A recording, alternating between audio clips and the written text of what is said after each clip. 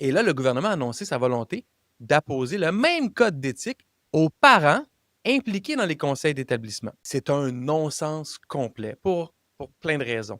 Les parents dans les conseils d'établissement sont bénévoles, servent à co-gérer certains aspects de l'école. Leur rôle n'est pas un rôle d'employé. Leur rôle n'est pas de dire oui, oui, oui, bravo, vous êtes bon au centre de service scolaire ou à l'école ou même au CE. Leur rôle est de prendre position, d'approuver ou de prendre connaissance de décisions prises localement au niveau du centre de service scolaire. Leur rôle est aussi de dénoncer ce qui ne fait pas de sens.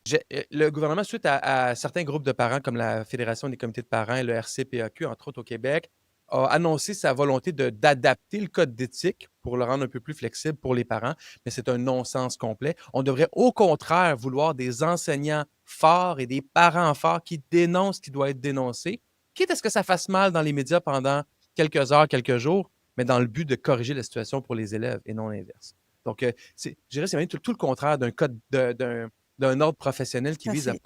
protéger l'enfant. Là, on est dans tout, protéger l'employeur. Mais on est vraiment dans cette notion de bâillon, là, je reprends ce Ouais. terme-là, où effectivement, je pense que c'est important d'écouter les gens de terrain, quels qu'ils soient, y compris quand effectivement ils remontent des choses qui sont compliquées.